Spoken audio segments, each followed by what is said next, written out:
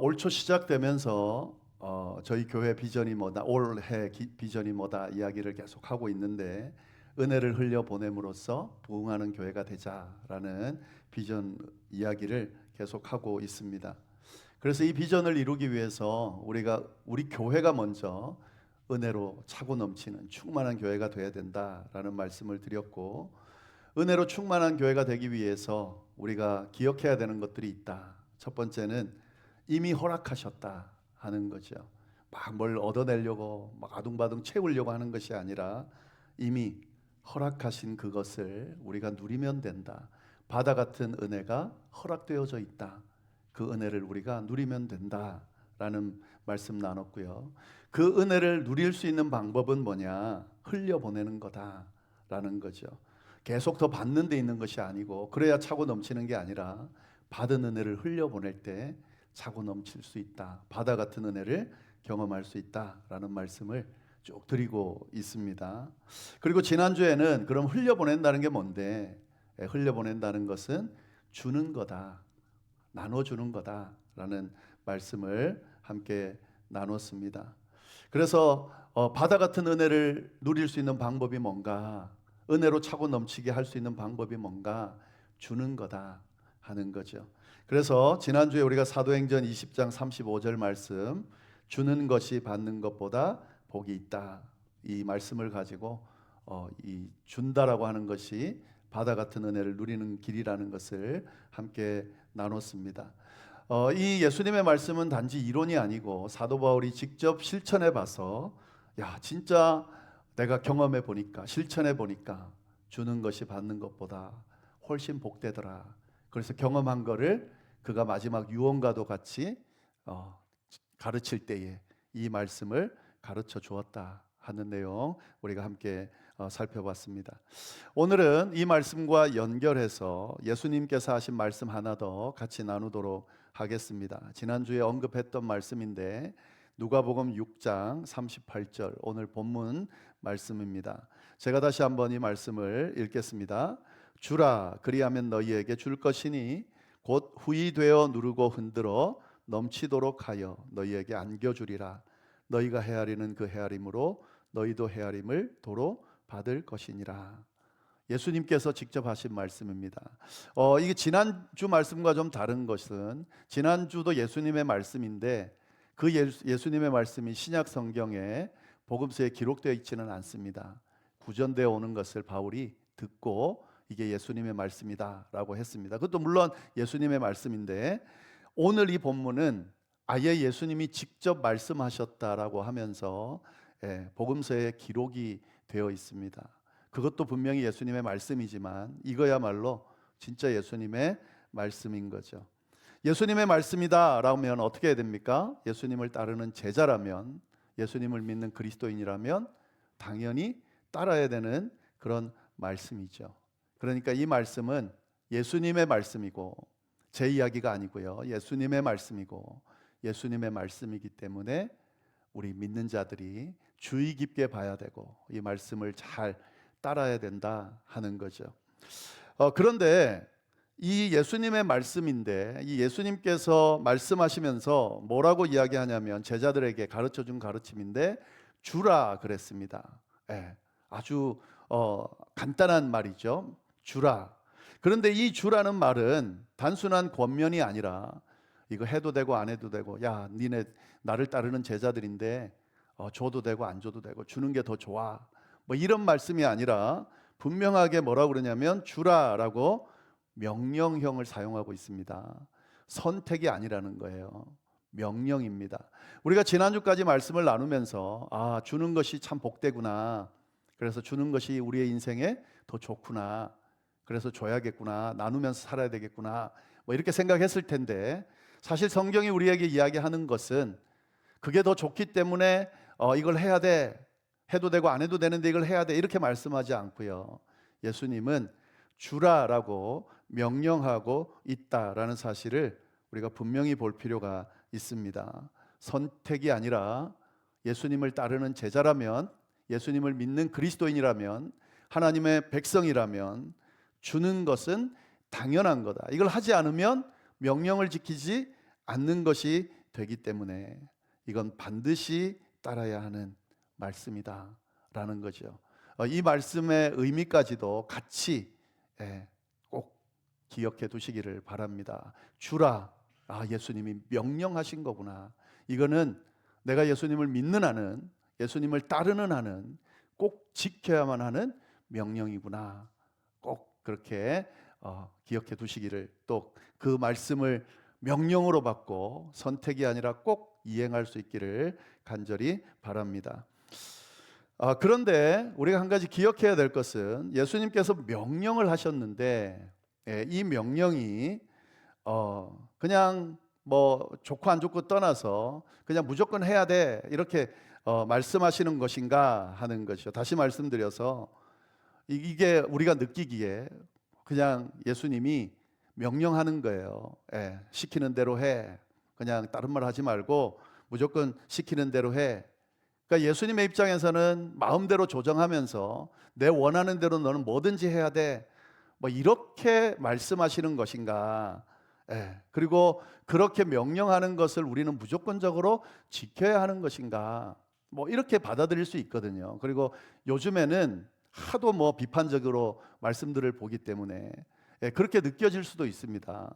무조건 명령하는 거, 그거 따르면 안 돼, 뭐 이런 분위기도 있고 하기 때문에 예수님이 명령하신 게, 예수님이 하셔서도 말씀하셔서도 내 의견도 있고 내 자아도 있는데 뭐 무조건 명령으로 주라고 하신다는 것은 난 못 받아들여, 뭐 이렇게 생각할 수도 있잖아요.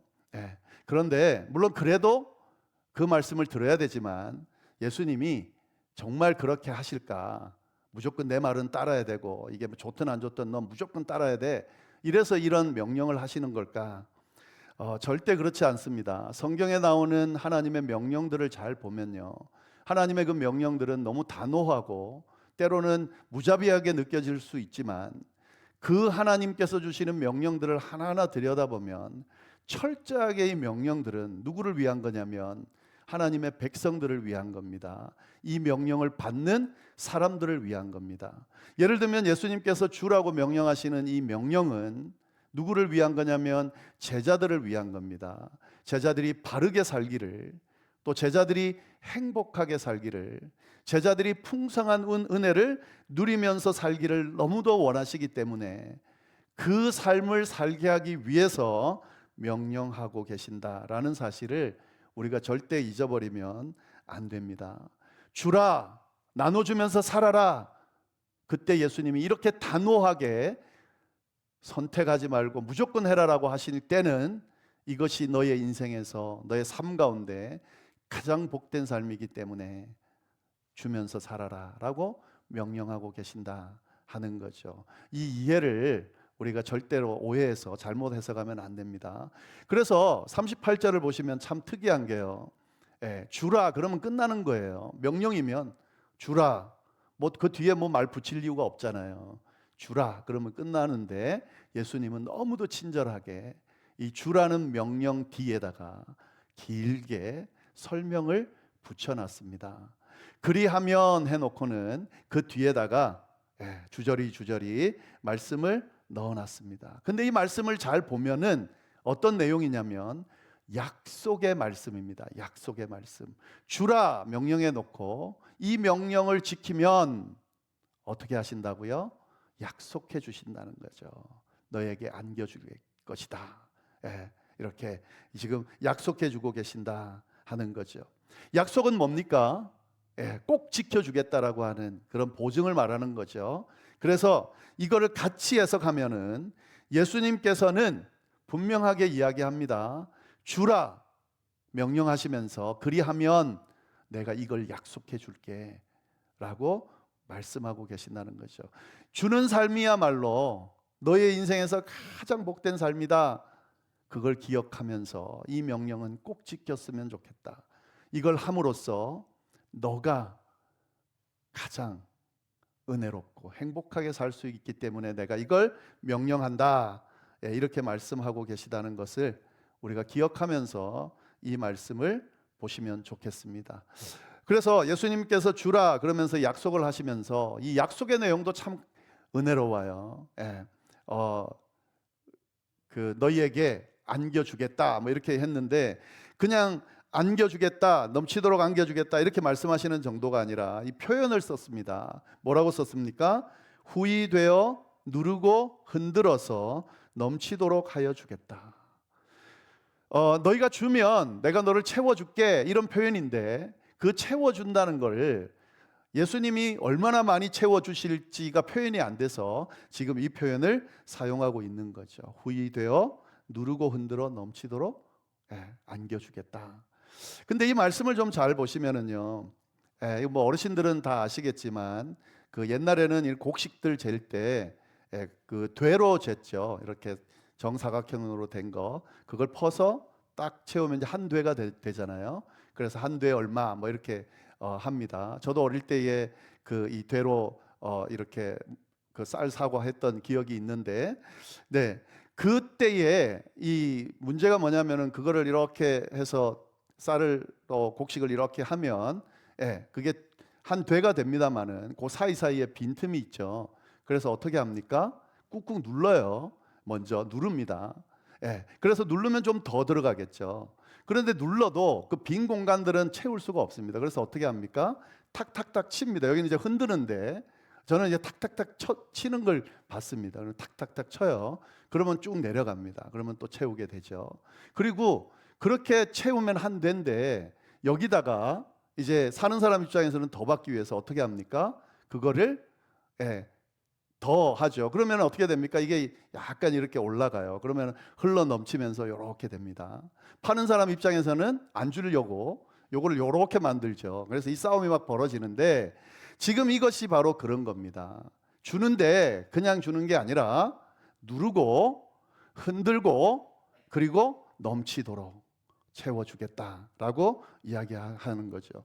예수님께서 주라고 명령하시면서 네가 주면 내가 너에게 더 큰 은혜를 줄 건데, 그 은혜를 줄 수 있는 한 최선을 다해서 네 그릇이 얼마나 준비되었든지 간에 그 안에 담고 또 담아서 흘러 넘치도록 채워주겠다라고 말씀하고 계신다 하는 거죠. 그래서 주라고 명령하고 계신 거예요. 근데 여기서 또 한 가지 더는요, 안겨준다고 그랬잖아요. 안겨줄 정도로 되면 어느 정도예요? 많다는 거예요. 요만큼밖에 안 되는데 그것도 안겨지지만 보통 안겨준다고 할 때는 넘치게 줄 때 안겨준다고 표현하잖아요. 그러니까 예수님께서 주라라고 명령하면서 이 약속의 말씀을 해주시면서 정말 차고 넘치게 주시겠다라고 그렇게 말씀하고 계신다 하는 거죠. 그래서 오늘 제가 말씀드리고 싶은 것은, 이제 지난주까지 우리가 주는 삶이 참 복되다라는 걸 깨달았는데, 여기까지 생각하시면 안 됩니다. 주면은 받는 것보다 주는 게 훨씬 더 복이 돼서 내게 돌아온다, 뭐 이런 의미도 있고 맞습니다. 그리고 사실 주는 걸 해보시면 알겠지만 받는 것보다 주는 게 더 즐거울 때가 많이 있어요. 그래서 더 주는 걸 하는 경우도 있습니다. 그래서 주는 게 복되다, 뭐 여기까지도 이해하시면 됩니다. 그런데 지금 이 예수님께서 하시는 말씀은 주는 것이 받는 것보다 훨씬 복되기도 하지만, 그냥 단순하게 주는 게 참 기뻐, 그러니까 뭐 너네 좀 나눠주면서 살아, 이렇게 말씀하시는 게 아니라 하나님의 마음, 예수님의 마음을 표현한 거예요. 나는 네가 그냥 그저 그렇게 기쁘고 즐겁게 정도 사는 게 아니라 차고 넘치도록 행복하면서 평안하면서 그렇게 기쁨 가운데, 평안 가운데, 은혜 가운데 살았으면 좋겠다라고 지금 말씀하고 계신 거죠. 그러니까 주는 삶을 살라고 하실 때는 이 하나님의, 우리를 향한 하나님의 마음이 그 안에 표현되어져 있는 겁니다. 그냥 단순하게 내가 지금 살고 있는 이 삶의 어떤 이 부분만 잘 되고 해결되고 이런 정도가 아니라요. 육신적으로 또 영적으로 또 이 내세에서 또 이생에서 내세로 이렇게 이어지는 그런 우리가 전혀 예상할 수 없는 차고 넘치는 그런 은혜를 주시고자 하는 마음에서 그 방법을 알려주고 있다 하는 겁니다. 그러니까 우리가 나눠주기로 작정하고 나는 좀 나눠주는 삶을 이제 좀 살았으면 좋겠다라고 할 때에 이런 기대를 가지셔도 됩니다. 물론 그게 주어지든 안 주어지든 예수님의 명령이니까 해야 하지만, 그러나 주님이 약속해 주셨으니까 이 약속을 기대하면서 이 나누는 삶을 난 진짜 한번 작정하고 해봐야 되겠다. 안 해도 되지만 나는 예수님의 제자고 그리스도인이기 때문에, 또 나는 이런 복을 받아 누리고 싶기 때문에 나는 이걸 좀 주는 삶을 좀 살았으면 좋겠다. 그렇게 결단하고 또 주는 삶을 살 수 있으면 좋겠습니다.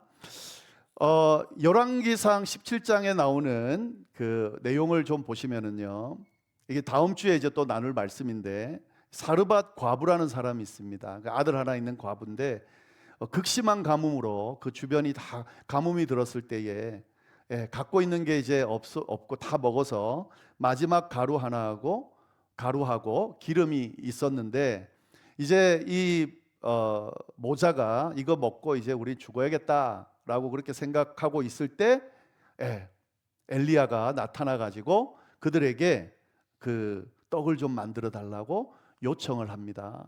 너무 가혹한 거잖아요, 그죠? 지금 이제 마지막 그 가루 그리고 기름, 그래서 이제 자기네 둘 먹기에도 부족한 그거를 먹으려고 하는 찰나에 계기 한 명 와가지고 그걸로 떡 좀 만들어 달라고 지금 요청을 합니다. 물론 이제 이 과정 가운데는 하나님이 명령하시고 또 엘리야가 그거를 어떤 의도를 가지고 그렇게 한 거지만, 이 과부 입장에서는 참 이행하기 쉽지 않은 그런 상황이었는데, 이 과부가 어떻게 합니까? 자신의 것을 내서 엘리야를 대접합니다. 그랬을 때에 그때 일어난 결과가 뭐냐면 열왕기상 17장 16절 말씀입니다. 통의 가루가 떨어지지 아니했고 병의 기름이 없어지지 아니했다. 포고 또 사용해도 끝나지 않고 계속 채워졌다. 이렇게 이야기를 하고 있습니다. 주라, 그리하면 너희에게 줄 것이니 누르고 흔들어 차고 넘치도록 채워주겠다는 이 예수님의 말씀이 성경 곳곳에 보면 너무 많이 있습니다. 그래서 이 말씀은 우리에게 도전이 될 뿐만 아니라 사실은 꼭 이행해야 되는 말씀이다 하는 거죠. 제 삶 가운데도 이런 참 많이 있습니다. 제가 특히 목회한 이유로 놓고 보면 목회자의 삶이라는 게 그렇거든요. 그런데 그럴 때마다 그런 어떤 형편에 관계없이 제가 청소년 사역할 때는 청소년들을, 청년 사역할 때는 청년 사역을 끊임없이 그냥 제 형편에 관계없이 필요할 때 먹이고 나누고 했던 그런 과정들이 있었는데, 한 번도 나눠줬다고 해서 제게 부족한 적도 없었거니와, 지금 이 삶의 결과를 놓고 보면 하나님이 주시는 그런 은혜, 위로, 이런 것들로 차고 넘치게 그렇게 살아가게 해주신다는 것을 경험하고 있습니다. 그러니까 이런 삶이 바로 신앙인의 삶이고, 또 우리 믿는 자들이 바라보고 행해야 되는 삶이고, 또 믿는 자라면 당연 누려야만 하는, 누릴 수 있는 그런 삶이다라는 사실을 꼭 기억하면서 주는 삶을 통해 주어지는 바다 같은 은혜를 다 경험할 수 있기를 간절히 바랍니다. 한 가지만 더 말씀드리고 말씀을 좀 마치도록 하겠습니다. 그러면 이 주는 삶은 도대체 뭐냐? 우리가 지금 이렇게 나누다 보면 내가 좀 이렇게 내가 갖고 있는 물질들을 좀 나눠줘야 되겠다, 이렇게 생각들을 하시잖아요. 근데 이 성경이 말하는 나눠주는 삶은 단순하게 그냥 물질을 나눠주는 삶만을 이야기하는 것이 아닙니다. 그래서 오늘 이 예수님의 명령을 제대로 이행하기 위해서는 준다는 것이 과연, 주는 삶이라는 것이 과연 어떤 것인지를 분명하게 알아야 됩니다. 이걸 다 낱낱이 설명할 수는 없지만 그런 어떤 느낌 정도는 충분히 공감할 수 있게 제가 지금 말씀을 드리겠습니다. 지난주에 말씀드린 이 한국어의 보조동사 뭐뭐 주다라는 말 의미 우리 나눴죠. 근데 그 말씀이 갖고 있는 의미가 뭐라 그랬습니까? 해주다 할 때는 배려해 주는 거죠. 이렇게 한 번 더 배려해 주는, 안 해도 되는 건데 한 번 더 배려해 줄 때 뭐뭐 주다라는 의미입니다. 이 주다는 의미는 바로 이겁니다. 주는 삶은 어떤 삶인가? 배려해 주는 거예요. 다른 사람을, 누군가를, 어떤 뭔가를 배려해 주는 거예요. 안 해도 되지만 한 번 더 해주는 거죠. 한 번 손을 더 내밀어 주는 거죠. 예, 이게 바로 주는 삶이다 하는 거죠. 여기에 다 적용시켜 보면은요, 주는 삶이 뭔지가 명확해집니다. 다른 사람을 배려하고 한 번 더 해주는 거죠.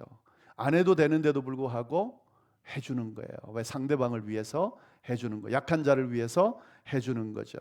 예. 그래서 주는 삶이 그런 삶이 되는 거죠. 예를 하나 들자면 이런 겁니다.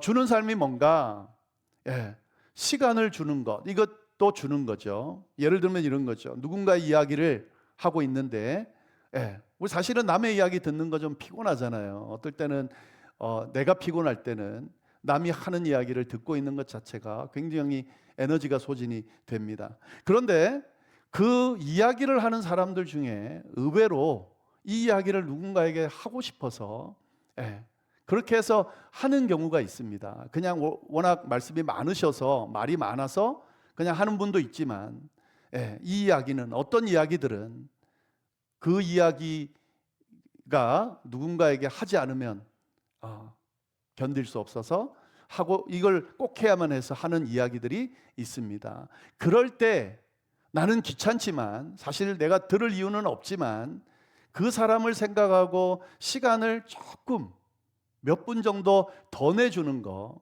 이런 것도 주는 거다라고 하는 거죠. 다른 이 오늘날 시대는 어떻게든 시간을 1분 1초라도 아껴라, 낭비하지 말아라, 막 그렇게 강요를 하죠. 강조를 하죠. 그래서 조금이라도 불필요한 시간들을 주려고 하지 않습니다. 그러나 주는 사람은, 다른 사람이 이야기하는 그 이야기를 위해서 또 그 사람 곁에 잠시 머물러주는 그 조금 더 하는 배려를 할 줄 아는 사람이다 하는 거죠. 이것도 주는 삶이 될 수 있습니다. 우리가 신앙생활 하면서 그런 경우가 참 많이 있거든요. 사실은 거꾸로 생각해 보면 압니다. 내가 이 이야기는 좀 누가 그 사람이 꼭 해결해 줘서가 아니고요, 좀 들어줬으면 좋겠다, 내 이 말을 좀 누군가에게 하면 좋겠다라는 경우가 있어요. 근데 그 이야기를 할 때 그 이야기를 들어주는 분위기, 또 들어주는 사람 찾기가 사실 쉽지가 않습니다. 그 상대와 관련이 없는 이야기를 할 때는 특히나 더 그렇습니다. 그럴 때 누군가가 들어줄 수 있다면, 주는 삶을 살 수 있다면, 그러면 거기에서 주는 삶의 결과들이 나타날 수 있다 하는 거죠. 누가 필요로 할 때 시간을 내줄 수 있는 것, 이것도 주는 삶입니다. 그리고 또 한 가지 더는요, 이 마음을 주는 것도 굉장히 중요합니다. 마음을 주는 삶도 큰 주는 삶 중에 하나입니다. 근데 마음을 준다는 게 뭔가, 우리가 누구를 사랑한다든지 그런 의미가 아니고요. 여기서 말하는 마음을 준다는 의미는요, 공감해 주는 거죠. 이해해 주는 거예요. 아니, 이해하려고 노력하는 거죠. 이것도 주는 삶입니다. 교회 다니는 사람들 중에, 교회를 안 다니는 사람들은 너무 당연하고, 내 의견과 맞지 않을 때, 그때 이 대립각이 세워졌을 때, 그때 누군가 한쪽에서는 이해하려는 노력으로 좀 멈춰야 되는데, 그게 없으면 어떻게 됩니까? 다툼이 일어나게 되고, 이 다툼이 심하면 칼부림도 일어나게 되고, 원수가 되고, 이런 일들이 너무 많이 일어나게 되죠. 근데 교회 안에서도 많이 일어납니다. 이 교회 안에서 일어나는 이 일들을 잘 들여다봤을 때 뭐가 부족한가, 여러모로 이야기할 수 있지만, 이해하려고 하는 마음, 공감해 주려고 하는 마음이 부족해서 그런 일들이 일어날 때가 많습니다. 주는 삶을 산다는 것은 큰 게 아니에요. 나랑 의견이 같지 않은 사람들의 이야기를 들었을 때에 동의하지 않아도 저 사람이 왜 저런 이야기를 하지? 라고 한 번 더 헤아릴 줄 알면, 또 더 좋은 거는 공감할 줄 알면 더 좋겠죠. 좀 더 성숙한 그리스도인들은 공감하면 더 좋겠죠. 이렇게 서로 조금씩 이해하려고 마음을 내어줄 때, 그때 이것이 바로 나누는 삶이 될 수 있다 하는 거죠. 이런 사람들이 있을 때 그 관계는 절대로 크게 갈등이 일어나지 않고, 갈등이 일어나도 해결할 수 있는 길이 있습니다. 근데 이런 나눠주는 사람이 없으면 그 관계는 계속 이어지기가 힘든 거죠. 이것도 나눠주는 삶이다 하는 거죠. 그리고 또 거꾸로 이게 나눠주는 건가 싶기도 하지만, 제가 한 가지 생각해 보는 건요, 상대방을 판단하지 않는 것, 정죄하지 않는 것도 나눠주는 거다, 마음을 나눠주는 거다 하는 겁니다.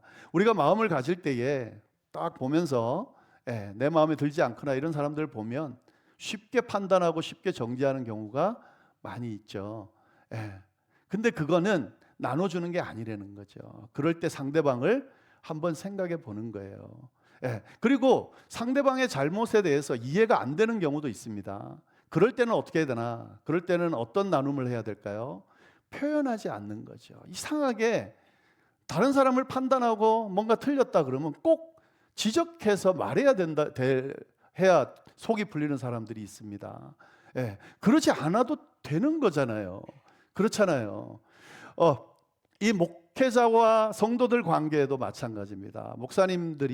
목회자들이 목회를 하면서 봤을 때에, 물론 진짜 하나님 안에서 좀 고쳤으면 좋겠다라고, 바뀌었으면 좋겠다라고 하는 내용들이 있어요.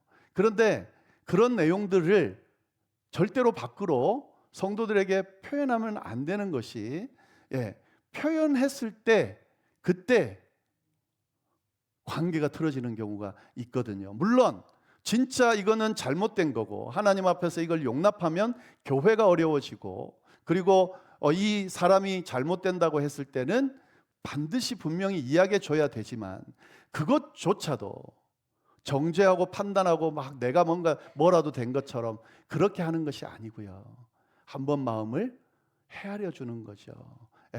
거꾸로 목회자에게 이야기할 때, 이제 제가 목회적으로 조금 제 어려움을 말씀을 드리면, 이 목사들은 함부로 말하지 못해요. 뭐 이렇게 대화할 때도 뭐 잘못해도 말하지 못해요. 근데 성도님들은 너무 쉽게 표현하는 경우가 참 많이 있어요. 뭐 옳거나 그러거나, 물론 잘못한 것도 있죠. 잘못할 때 그 지적을 표현할 때도 쉽게 표현할 때가 있어요. 그러면은 이게 제 마음도 쉽지가 않은 거죠. 한번 헤아려 주는 거죠. 그리고 지적하고 정죄할 때 한번 꿀꺽 삼키는 거예요. 그러면 절대로 그 관계가 틀어지지 않습니다. 거기서 더 진전되지 않습니다. 이것도 사실은 주는 삶이다 하는 거죠. 오늘 말씀을 보시면은요, 이 주라는 말 하나의 마지막에 뭐라 그랬냐면, 너희가 헤아리는 그 헤아림으로 너희도 헤아림을 도로 받을 것이다 라고 그랬습니다. 그러니까 내가 판단하고 지적받는 게 싫으면 나도 다른 사람을 판단하고 지적하지 않으면 되는 거예요. 내가 이런 것들을 받기 싫으면 나도 안 하면 되는 거예요. 이상하게 나는 듣기 싫어하면서 한번 그 부분을 건들면 완전히 그냥 발끈하면서 그러는 사람이 도리어 남을 지적하는 경우가 있어요. 이상하죠. 자기가 듣기 싫은 이야기를 다른 사람들을 막 쉽게 표현하고 지적하는 사람들이 있습니다. 주는 삶이 아니죠. 마음을 다스릴 줄 아는 사람, 그럴 때 한번 배려할 줄 아는 사람, 이 상황과 이 환경들을 한번 돌아볼 줄 아는 사람, 그런 사람들도 주는 삶을 사는 사람이다 하는 거죠. 그리고 뭐 많이 있죠. 위로하는 거, 한마디 위로하고 한마디 격려하고 한마디 축복하는 거. 우리 지나다니다가 별로 친하지는 않지만 잘 지내시냐고 한번 인사하는 거, 이런 것들도 주는 거예요. 우리 그리스도인이잖아요. 저 사람과 나는 별로 상관없는 사람이지만 내가 주는 사람이기 때문에 안 해도 되죠. 그러나 나는 주는 사람이기 때문에 한번 가서 인사를 건네는 거죠. 인사가 좀 됐을 때 축복의 말도 건네고 격려의 말도 건넬 수 있다면 더 좋은 거죠. 자꾸 받기만 하기보다는요, 누가 나 인사 안 하나 이게 아니라 내가 하는 거예요. 이게 주는 삶이다 하는 거죠.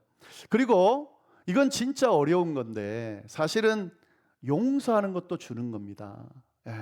누가 잘못했을 때에 그거를 용서해 줄 수 있다면 그것도 주는 삶이 될 수 있다 하는 거죠. 근데 정말 용서할 수 없는 건 어떻게 해야 되냐? 예수님께서 70번에 7번이라도 용서해라 그렇게 하셨는데, 그것 참 쉽지 않잖아요. 원수를 사랑하는 게 어떻게 쉽겠어요. 그럴 때는 어떻게 해야 되나? 그때도 줄 수 있는 방법이 있습니다. 그때도 나는 용서하지는 못하지만 내가 그거 붙들고 저 어떻게 죽이지? 어떻게 내가 이 원수를 갚지? 이러지 말고 하나님께 맡기는 거예요. 하나님, 제가 용서는 못하겠지만 이거에 매이지 않게 주님 제 마음을 받아주십시오. 주께서 해결해 주십시오. 또 기도가 과격하게 나올 수도 있죠. 하나님 저를 벌해 주십시오. 괜찮습니다. 그러나 내가 막 그걸 붙들고 이걸 어떻게 하려고 하는 게 아니고요. 하나님 앞에 맡기면서 그렇게 해결할 수 있는 길, 그것도 주는 삶이다 하는 거죠. 그리고 이제 여기에 뭐 물질을 서로 주고받고 하는 것들도 주는 삶이죠. 이런 필요들을 채우고 하는 것들도 주는 삶이다 하는 거죠. 이런 조금 남을 배려하는 이런 일들이 우리 가운데 일어날 때에 이걸 조금씩 배려하고 약한 자를 돌아보고 필요할 때 채워지고 하는 이 과정을 통해서 우리의 주는 삶은 완성되어지고, 그렇게 사는 사람을 하나님이 너무너무 이쁘게 보실 뿐만 아니라 지금 저 약속의 말씀처럼 그 작은 배려인데 하나님은 너무 크게 보시면서 큰 것으로 채워주신다 하는 거죠. 이 일을 위해서 너희가 그렇게 살기를 원하기 때문에 예수님이 주라라고, 주는 삶을 살라라고 명령하고 있는 겁니다. 지금 이 말씀들을 우리가 쭉 계속 나누면서 아마 도전이 되는 분들도 있겠죠. 내 신앙 생활을, 또 신앙인으로서의 내 삶이 조금 더 성숙하면 좋겠다라고 도전받는 분들이 있다면 그 모습 중에 주는 삶, 나누는 삶, 배려하는 삶, 남들을 돌아보는 삶, 내가 먼저 하나 더 해주는 삶, 이런 삶을 살아가시게 되면 이게 전파가 돼가지고요, 그런 사람들이 서로 주고받으면서 더 기쁨을 누리게 되고 하나님께서 그걸 지켜보시면서 나도 행복하게 살게 하지만 내 자녀도, 내 가정도, 내가 가는 속해 있는 그 공동체도, 내가 만나는 사람들도 이 주님의 은혜로 가득가득 채워주신다라고 하는 사실 믿고 그렇게 실천하고 그렇게 경험할 수 있기를 간절히 바랍니다. 기도하겠습니다. 하나님 아버지, 참으로 감사합니다. 귀한 말씀으로 또 우리를 교훈하시고 이끌어 주셔서 감사합니다. 하나님, 바다 같은 은혜를 누리게 하시기 위하여 우리에게 주라 명령하고 계신데 이 명령을 아멘으로 받을 수 있도록 인도하여 주옵소서. 주는 삶을 삶으로 말미암아 우리에게 넘치도록 채워주실 주님의 은혜를 다 경험할 수 있게 되도록 인도하여 주옵소서. 작은 배려가 필요한 시대를 살아가고 있습니다. 하나님, 주는 마음으로 상대방을 배려하고 하나씩 내어놓는 귀한 일들이 많아짐으로 인해서 이 세상이 주님의 나라로 좀 더 가까워지고 세워질 수 있도록 주여 역사하여 주옵소서. 그렇게 해주시기를 간절히 바라고 살아계신 예수님의 이름으로 기도드립니다. 아멘.